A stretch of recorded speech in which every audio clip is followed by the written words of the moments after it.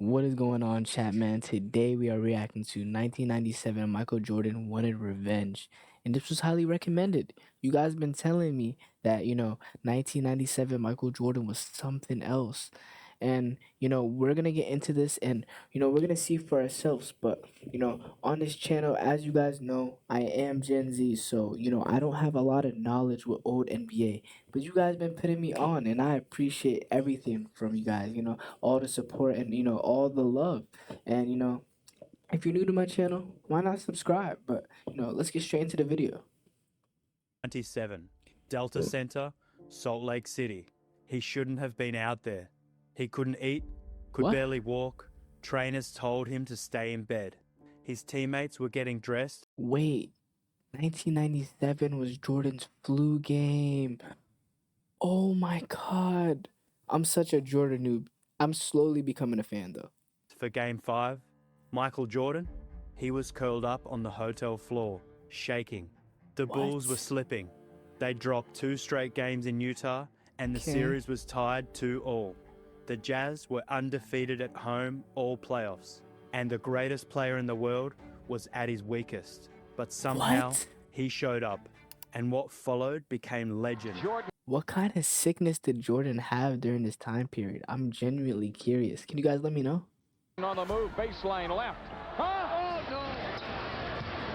Jordan, Okay. crossover. This wasn't just a game, it was a war of willpower. And if you've never seen a man drag his soul across the finish line, strap in. Because tonight, the flu wasn't the only thing that didn't stand a chance. What? So let's rewind and watch a man hunt down respect like it owed him money.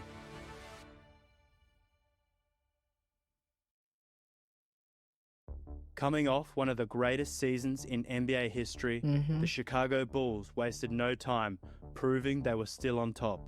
They opened the year with 12 straight wins and cruised Damn. into the All-Star break 42-6. They weren't just good, 42-6. That's impressive. Okay. they were chasing history again. In their final regular season game, they had a chance to become the only back-to-back 70-win team in NBA history. But when Scottie Pippen's game-winning 3 rimmed out against the Knicks in their last regular season game, Chicago settled for a 69-13 record. Still first in the league, but just shy of the historic mark. That's insane.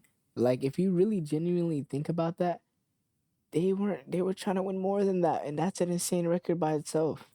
But Michael Jordan wasn't coasting. He wasn't satisfied. He was still coming for everything. But then something strange happened. After a season like that, Jordan had a strong case to win MVP in 1997. The year before, he had averaged 30.4 points, 6.6 rebounds, and 4.3 assists, while leading the Bulls to an NBA record 72 wins and their 4th championship. Oh, what you guys got? 73-9 Warriors or 72-10 Bulls? He won the MVP nearly unanimously, finishing with 109 votes. The only thing keeping him from a clean sweep were 4 stray votes for Penny Hardaway, Hakeem Olajuwon, and Karl Malone. In '97, the Bulls didn't quite match their record-shattering pace, but 69 wins was still an incredible follow-up. Jordan's numbers dipped only slightly to 29.6 points, 5.9 rebounds, and 4.3 assists. Considering the target on their backs and the championship hangover felt throughout the organization, it was still an unbelievable season for Mike. Meanwhile, out west,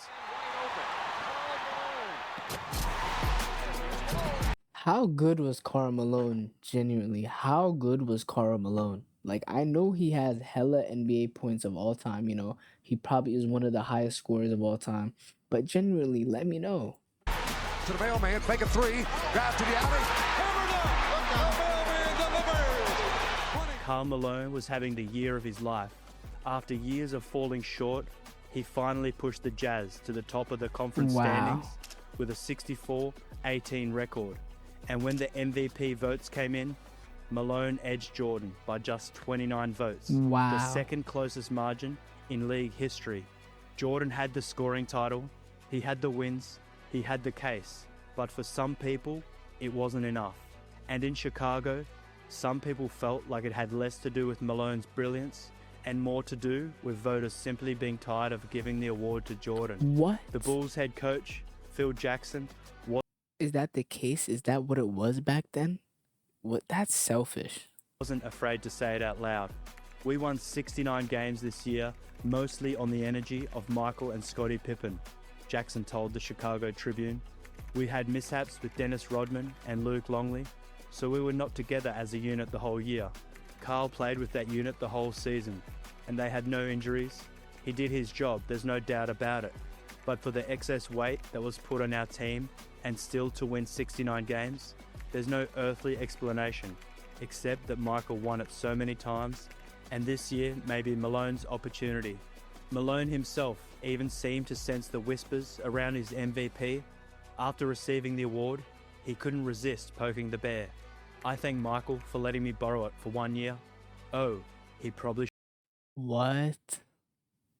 What? People say this? shouldn't have said that.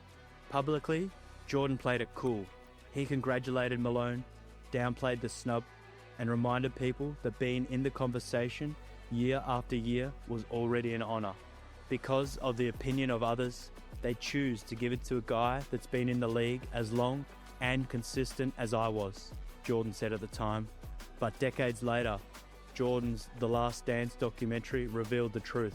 That MVP race lit the fire. Malone's trophy became one of MJ's signature, and I took that personally moments. I'm not saying he wasn't deserving of it. All I'm saying is that that fueled the fire in me and say, okay, you think he's the MVP? Okay, fine, no problem. Wow, okay. Even this late in his career, even with 4 championships already, Jordan was still hunting for any excuse to sharpen his edge. And when the playoffs tipped off, the Bulls came out blazing. They entered as the heavy favourites to repeat, with Jordan and Pippen at the height of their powers. After sweeping Washington in the first round, they drew the 4-seeded Atlanta Hawks, a team led by Steve Smith, Christian Laettner, Mookie Blaylock, and Dikembe Mutombo. On paper, this was supposed to be a quick series, but Atlanta was actually a decent team back then. Now they're trash, but back then, okay. stole Game 2 at the United Center, 103-95, after a brutal third quarter from Chicago and a 13-point explosion from Steve Smith in the fourth. Jordan was furious. Mike walked into the locker room and he killed every one of those guys, one Bulls player told the Los Angeles Times. Phil and his assistants just leaned up against the wall.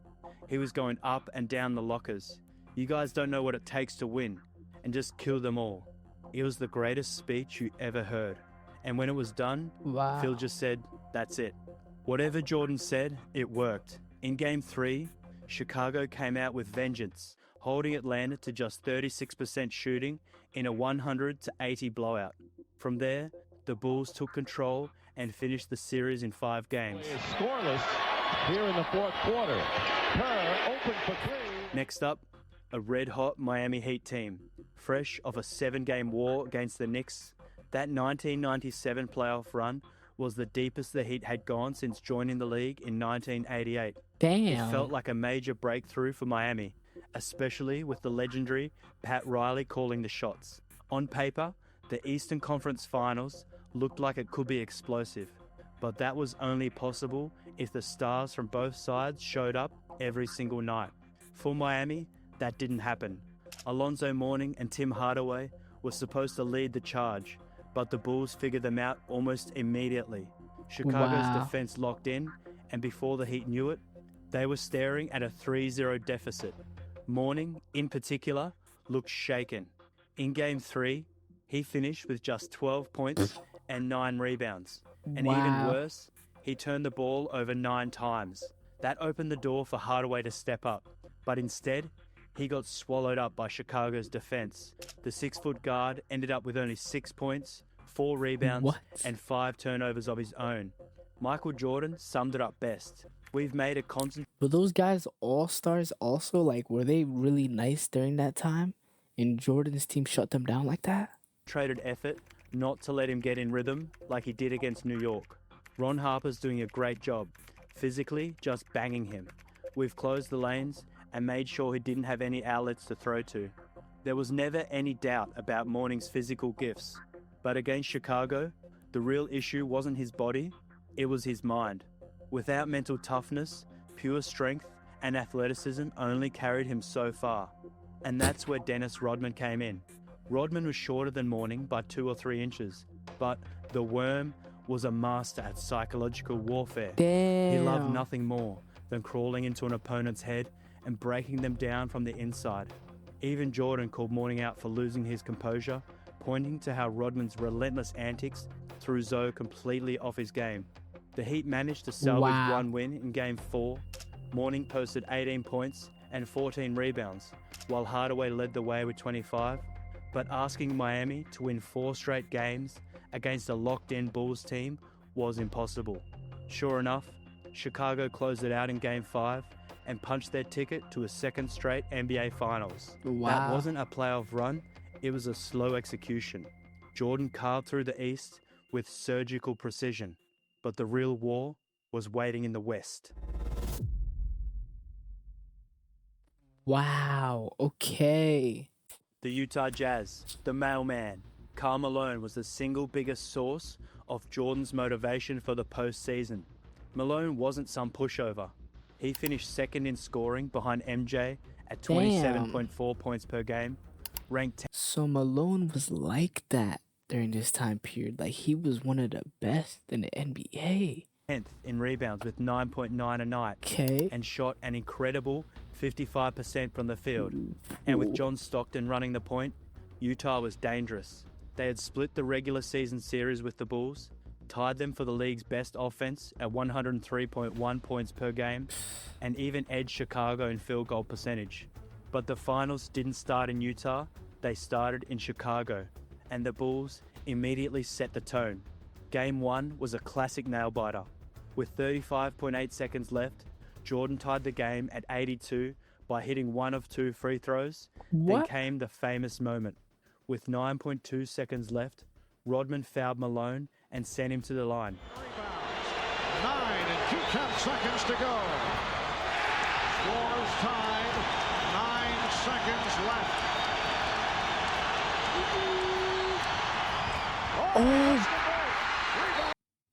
No way, he just missed 2 free throws.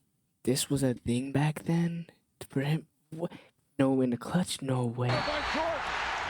That's when Scottie Pippen walked over and delivered one of the coldest lines in finals history. What? Remember, Carl, the mailman don't deliver on Sundays. What? Malone bricked both shots. What? Jordan snagged the rebound, called a timeout, and then, because of course, hit a 20-footer at the buzzer. Force the fadeaway jumper. Don't foul. Jazz over the foul limit. We're down to 5. Jordan putting moves on Russell. We're down to 2. Now to 1. Here's Jordan. Bulls up 1-0. Or as Mark Heisler I've never seen anyone make a buzzer beater in the finals. And Jordan did it. That's insane. of the LA Times put it, MVP voters proposeth, but Michael Jordan disposeth. Chicago kept rolling in Game 2 with a 97-85 win. Stockton struggled under Ron Harper's defense, and Malone followed up his rough opener by going just 6 for 20 from the field. What? To make matters worse, he re-aggravated 6 for 20 and he was the MVP. This isn't looking good for Karl Malone. They got in his head, chat. a hand injury he had picked up during the Western Conference Finals. When the series shifted to Salt Lake City though, the Jazz finally punched back. Malone dropped 37 points in Game 3, with Stockton adding 17 points and 12 assists. Game 4 belonged to Stockton. Clutch buckets, huge defensive plays, and a brilliant pass late to tie the series at 2 apiece. Game 4 of the NBA Finals with the Bulls up 2 games to 1. And Jordan. Stockton fires down on Malone. The Bulls, surprisingly, How good was John Stockton? Is he like a Steve Nash but better? Let me know down below. melted down in crunch time. But maybe it wasn't just Utah's execution, maybe it was Chicago's own trainer. After the fact, It came out that an assistant accidentally swapped out the team's Gatorade for Gator Load, a carb-loading drink meant for endurance athletes, not for an in-game refreshment What? during a taxing basketball match. Trainer Chip Schaefer later explained, it was like eating baked potatoes. The result? Several Bulls, including Jordan, suffered stomach cramps. MJ Oh even my asked to sit God. out briefly, something he almost never did in a big moment. Another reason the Bulls slowed down might have been a noted defensive adjustment Jazz coach Jerry Sloan made after the finals moved. Please tell me that guy got fired automatically. There's no way this happened in a finals game. I know this broke the internet back in the day. This had to have broken the internet back in the day. Salt Lake City. He assigned That's the relatively insane. unknown specialist, Brian Russell, to guard Jordan. Jordan's efficiency dropped in Utah, shooting just 41% from the field, and with fewer trips to the free throw line, he scored 31 and 38 points in Game 1 and 2. He managed Wow. only 26 and 22 in Games 3 and 4. Wow. But if Russell thought he'd found the formula to stop MJ, he should have kept it quiet. Instead, Jordan mocked the idea that Russell had the answer. His defense is active, but I don't see how it's stopping me from doing what I want. Is it Brian or Byron? Russell fired What? back. I can get him back. Is it Michael or Michelle? Oh, Ouch. Talk that's where he messed up. That's where he messed up. about poking the bull. And if there's one thing everyone knew, it was that Jordan could take even the smallest slight and turn it into a bonfire. Good thing too, because the finals tied, the Jazz surging, and Jordan running out of help, the Bulls needed every ounce of fuel he could find. And then came the night MJ should never have played. What's gonna There are happen? countless theories about what really happened the night before Game 5. Some say it was altitude sickness. That's the version Steve Kerr has mentioned. Jalen Rose has claimed Jordan may have had a little too much to drink. But the most popular story? Food poisoning. The Bulls were staying in Park City, Utah, and the resort had no room service. Late at night, Jordan asked his trainer, Tim Grover, to grab him something to eat. The only option? A local pizza That is actually insane. Oh my God. place. No room service. Michael gets hungry. So, all right, so we're calling all these different places. George and I are looking around. We find one pizza place open. One. So we ordered a pizza, and when the pizza came, there was 4 or 5 guys outside the door. 5 guys delivering one pizza. Grover has always said What? he thought the delivery guys knew exactly who the pizza was for. And they're all trying to look in, and, everybody knew it was my. So I take the pizza, Oh, that's something fishy. See, now that has done something. Yes, you can. Why'd you give him the pizza then? I pay them, and I put this pizza down, and I said, I got a bad feeling about this. Around 3 a.m., Grover got a call back to Jordan's room. Mike was doubled over sick. I wake up about 2:30, throwing up left and right. 3 What? o'clock in the morning, I get a call. My room, hey man, come to the room right now. All right, I get into him. He's literally curled up in a ball, shaking. He goes, "Man, What? find a team doc now." Grover and the team doctor went into treatment mode, and for a while, there was real doubt he'd even suit up. But Jordan was clear. Just get me standing, I'll do the rest. With Jordan far I thought it was just a regular fever. I never knew the flu game was this serious. This makes it way more crazy. Oh my from God. 100%, the Bulls leaned more on Scottie Pippen. The idea was simple. Run the triangle through Pippen in the post, force Utah to send help, and then swing it back to Jordan or kick it to cutters and shooters. Problem was, the Jazz were ready. They contested every post entry, smothering Pippen. Did the Jazz know that Jordan had a flu before the game started? Or did they figure out in the middle of the game? That's a good question. Can you guys please let me know down below? And forced Jordan to create more than he wanted. By the end of the first quarter, Chicago trailed 29-16. Jordan had just 4 points and looked absolutely drained. His Wow. teammates weren't helping. They botched easy passes, gave Stockton free lanes to the rim, and even surrendered offensive rebounds off missed free Is Jordan needed that much? Or his team's gonna just lose? What? throws. The Bulls finally woke up in the second. Jordan clawed his way back into the fight, dropping 17 points and drawing 5 shooting fouls. Suddenly, Utah was reminded who they were up against. Harper, Kukoc, Pippen, and Longley chipped in with big plays, while Dennis Wow. Rodman forced Malone to pick up his third foul, forcing the mailman to sit for the last 5 minutes of the half. Chicago cut the deficit to just 4 at the break. The third quarter was rough for Jordan again, but this time, his teammates carried the load. The Bulls' defense slowed Utah's high-power offense, controlling the pace and buying Jordan the energy he needed for the final frame. Utah led 72-67 heading into the fourth quarter. But if you knew anything about Jordan, you knew what was coming. Right on cue, he opened the fourth with 7 points in 2 minutes. How does he do this while he's that thick? Oh my god. And assisted Kukoc on a transition 3. But every burst of brilliance seemed to drain him completely. At one point, cameras caught him slumped on the bench with an ice pack on his neck, Wow. too exhausted to even high-five or stand up. Then, seconds later, he was sprinting back onto the court, pulling up over Russell for another jumper. The game slowed into a grind. Chicago I know exactly how he was feeling. He was in so much pain, he forgets about it because there's something more important.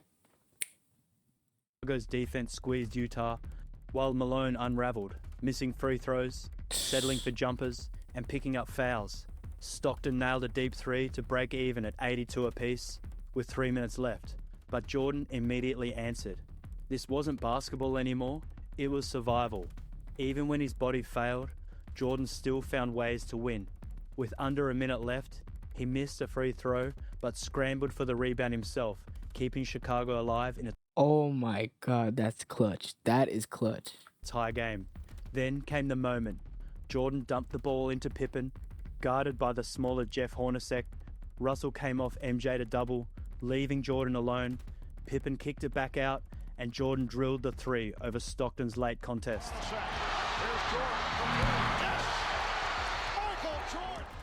Malone could only stand under the rim and watch as the ball went through the net. The mailman was rattled.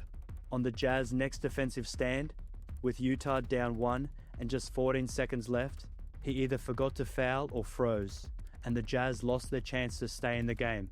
Even Bill Walton, calling the game, couldn't believe it. Jordan could barely stand, but he stood taller than Oh, how was it watching this live? Genuinely, how did it feel watching this game live? Jordan's this sick, but while also he's going insanely crazy. anyone else. The reigning MVP watching. The world stunned. Jordan had just given them another reason to never doubt him again. He finished with 38 points, What? 7 rebounds. I ain't gonna lie. NBA players nowadays, they don't even play if they feel weird. Like, they don't even, like, play at all. But he's sick. Came out for his team and scored 38. 5 assists, 3 steals, and a block. One of the Wow. most legendary finals performances ever.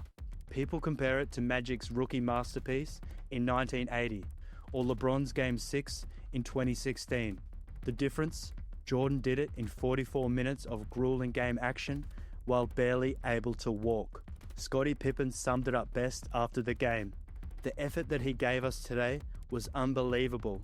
We really appreciate the way he stepped up and showed his leadership for our ball club. Wow. The Bulls had just one day off before Game 6, but by then, Jordan had somewhat shaken off the food poisoning. He scored big again, but this time, someone else stole the spotlight late. With the game tied at 86 and 28 seconds left, Phil Jackson drew up a play for Mike. In the huddle, he addressed Steve Kerr and told him to be ready. Sure enough, Stockton doubled off Kerr, Jordan dished, and Kerr buried the jumper with 5 seconds Wow. left. On the final play, Pippen stole the inbound pass from Russell and found Kukoc for a dunk at the buzzer. The Bulls clinched their 5th title, and Jordan walked away with his 5th Finals MVP, averaging 32.3 Wow. points, 7 boards, 6 assists, and a couple of stocks a night over the series. Utah's Stockton-Malone era produced 18 straight playoff runs, 12 50-win seasons, and even 3 years with 60 plus wins. Wow. But against Jordan, they met the same fate as Patrick Ewing, They probably would have won if Jordan wasn't there. Clyde Drexler, Charles Barkley, and so many others. That guy was just better. And when Jordan had something extra driving him, game over. The regular season MVP, Malone could keep it. Jordan was after the only trophy that mattered. In the end, Karl Malone's MVP trophy became nothing more than a footnote in Jordan's story. The mailman had the hardware, but Jordan had something more dangerous, a grudge. That 1997 finals wasn't just about winning another championship. It was Jordan reminding everyone who really ran this league. The flu game became instant mythology, but the real story was simpler. You could beat Jordan in a vote, but you couldn't beat him when it mattered. Malone would get one more shot at Jordan in '98, one more chance to prove those MVP voters right. Spoiler alert, it wouldn't go any better. Because Wow. Michael Jordan didn't just collect championships, he collected souls. And in 1997, poison pizza and all, he showed the world that even at his weakest, he was stronger than everyone else at their best. The Chat, I'm not gonna lie to you guys. I didn't know 1997 Jordan had the flu game and went that insane on Karl Malone, and he could barely walk. That is something that's some different type of skill, chat. I don't know what to say about that. That's greatness right there. But you guys slowly turned me into a Jordan fan. I'll be completely honest with y'all. But it is the end of the video, so make sure to like, comment, subscribe, man, and recommend me some more stuff to react to. But other than that, I catch y'all next time. Yes, sir.